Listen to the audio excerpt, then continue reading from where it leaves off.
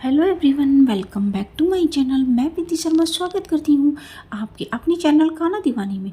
यहाँ आपको देखने को मिलती है Laddu Gopal video and all पूजा पाठ रिलेटेड इंफॉर्मेशन। दोस्तों, आज मैं आपको सुनाऊंगी रवि प्रदोष व्रत की कथा। दोस्तों, वीडियो शुरू करने से पहले आपसे एक रिक्वेस्ट है कि दोस्तों वीडियो को लाइक जरूर कर दीजिएगा। आपके लाइक करने से मुझे मिलती है मोटिवेशन और इंस्पिरेशन। तो दोस्तों, चलिए शुरू करते हैं आज का वीडियो। विवाह के दिन ये व्रत आने के कारण इसे रवि प्रदोष व्रत कहा जाता है। प्रदोष व्रत हर महीने के दोनों पक्षों की त्रयोदशी तिथि को रखा जाता है। एक समय सब प्राणियों के हितार्थ परम पावन भागीरथी के तट पर ऋषि समाज द्वारा विशाल गोष्ठी का आयोजन किया गया। इस सभा में व्यास जी के परम शिष्य पुराणवेता सूत जी महाराज हरि कीर्तन करते हुए पधारे। सूत जी को आते हुए देखकर शौनकादि 28,000 ऋषि मुनियों ने खड़े होकर दंडवत प्रणाम किया। महाज्ञानी सूत जी ने भक्ति भाव से ऋषियों को हृदय से लगाया तथा आशीर्वाद दिया और विद्वान ऋषिगण सब शिष्य आसनों पर विराजमान हो गए। आदि ऋषि ने पूछा, हे पूज्यवर महात्मे, कृपा यह बताने का कष्ट करें कि मंगल व्रत कष्ट निवारण यह व्रत सबसे पहले किसने किया और उसे क्या फल प्राप्त हुआ।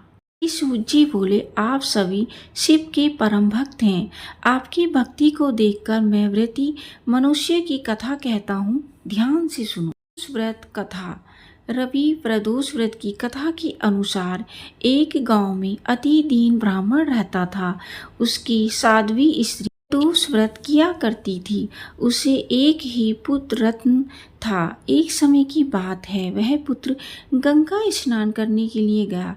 दुर्भाग्यवश मार्ग में चोरों ने उसे घेर लिया और वे कहने लगे कि हम तुम्हें मार देंगे, नहीं तो तुम अपने माता पिता के गुप्त धन के बारे में हमें बतला दो। दीन भाव से कहने लगा कि बंधुओं, हम अत्यंत दुखी दीन हैं, हमारे पास धन कहाँ है। तब चोरों ने कहा कि तेरे इस पोटली में क्या बंधा है। ने निसंकोच कहा कि मेरी माँ ने मेरे लिए रोटियां दी हैं। ये सुनकर चोरों ने अपने साथियों से कहा, साथियों, ये बहुत ही दीन दुखी मनुष्य है, अतः हम और किसी को लूटेंगे। इतना कहकर चोरों ने उस बालक को जाने दिया। बालक वहाँ से चलते हुए एक नगर में पहुँचा। नगर के पास एक बरगद का पेड़ था। वह बालक उसी बरगद के वृक्ष की छाया में सो गया। उसी समय उस नगर के सिपाही चोरों को खोजते हुए उस बरगद के वृक्ष के पास पहुँचे और बालक को चोर समझकर बंदी बना लिया। राजा के पास ले गए।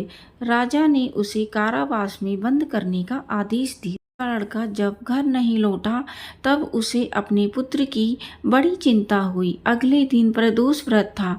ब्राह्मणी ने प्रदोष व्रत किया और भगवान शंकर से मन ही मन अपने पुत्र की कुशलता की प्रार्थना करने लगी। शंकर ने उस ब्राह्मणी की प्रार्थना स्वीकार कर ली। उसी रात भगवान शंकर ने उस राजा को स्वप्न में आदेश दिया कि वह बालक चोर नहीं है, उसे प्रातःकाल छोड़ दें, अन्यथा उसका सारा राज्य वैभव नष्ट हो जाएगा। प्रातःकाल राजा ने शिव जी की आज्ञा अनुसार उस बालक को कारावास से मुक्त कर दिया। बालक ने अपनी सारी कहानी राजा को सुनाई। सारा वृतांत सुनकर राजा ने अपने सिपाहियों को उस बालक के भेजा और उसके माता पिता को राज दरबार में बुलाया। उसके माता पिता बहुत ही भयभीत थे। राजा ने उन्हें भयभीत देखकर कहा कि आप भयभीत ना हो, आपका बालक निर्दोष है। राजा ने ब्राह्मण को 5 गांव दान में दिए, जिससे कि वे सुखपूर्वक जीवन व्यतीत कर सके। भगवान शिव की कृपा से ब्राह्मण का परिवार आनंद रहने लगा अतः इस जगत के सारे सुख भोग कर अंत में शिवलोक को प्राप्त हुआ। दोस्तों, यह थी प्रदोष व्रत की कहानी।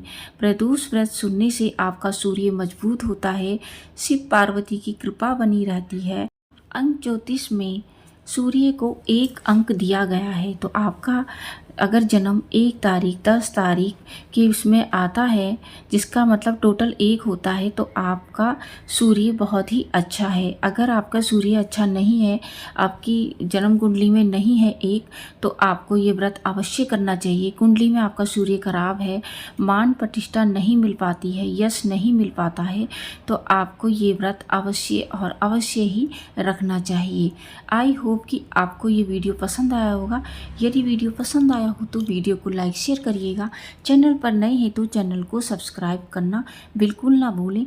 दोस्तों, मैं मिलती हूँ न्यू वीडियो में न्यू टॉपिक के साथ। तब तक के लिए हरे कृष्णा, राधे राधे, हर हर महादेव, जय शिव शंकर। ये त्यौहार आपके लिए मंगलमय हो और बहुत सारी खुशियाँ लेके आए। इसी आशा के साथ मैं लेती हूँ विदा और मिलती हूँ न्यू वीडियो।